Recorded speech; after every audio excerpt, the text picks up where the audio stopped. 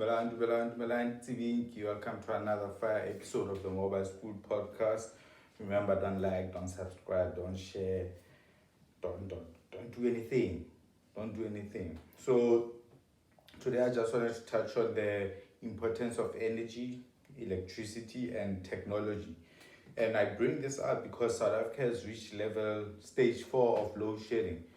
The thing is also we call it load shedding, so it sounds like it's not a bad thing, but basically South Africa is going through blackouts. So any country, any economy will not survive as long as there's no energy or electricity. See what I did there? Energy. Because as much as we like it or not, if as soon as the electricity goes off, people stop being production, there's nothing that can be done. There's no production, there are no services that are being hindered, that are being offered, not hindered. So it's very important to understand that it's not possible to grow any economy without having reliable energy. So I know you might think, oh, I thought this was going to be about the merge by Ethereum. No.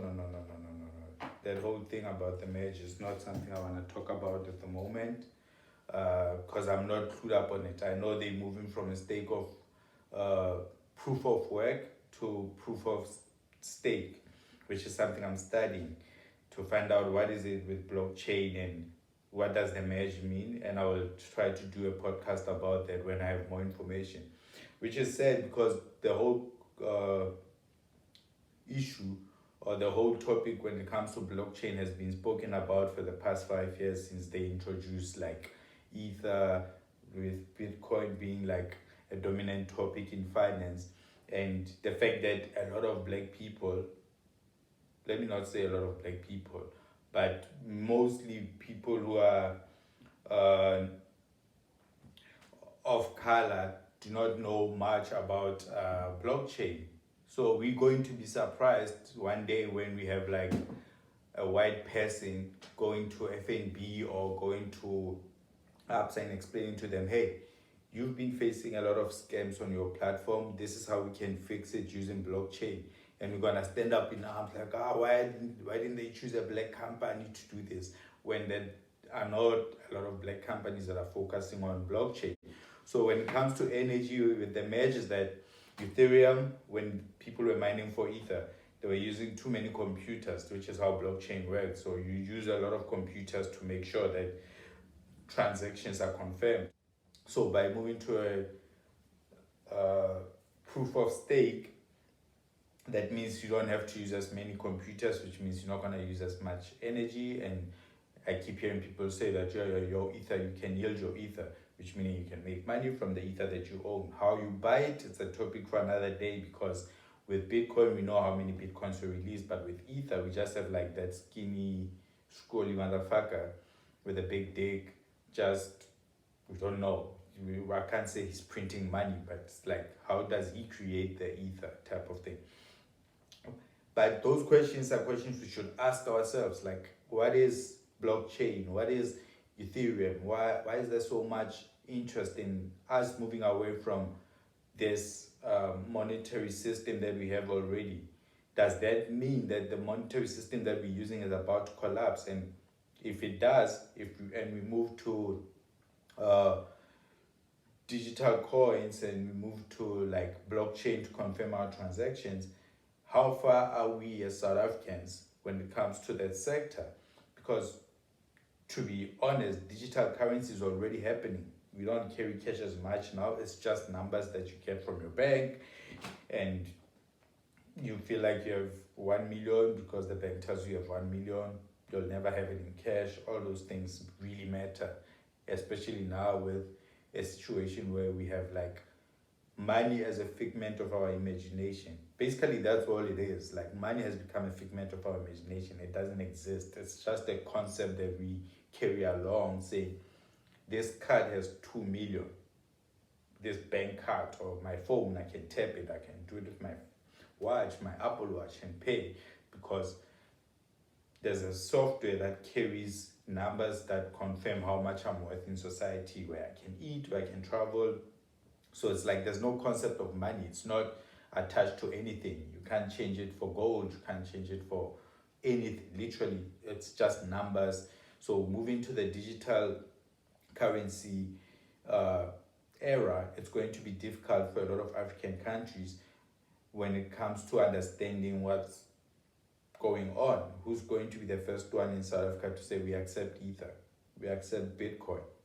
And where will people have to buy that Bitcoin or Ether to make money? But like I said, this topic is really not about Ethereum and the merge, because I have no idea what's going on. I'm still going to study it and make sure that I tell as many black people as I can, black women also. That way we are not surprised when people start talking about blockchain and how the whole South African banking system and e-commerce is going to move to blockchain. But I wanted to talk about the blackouts that we've been experiencing in the country and how they affect the economy.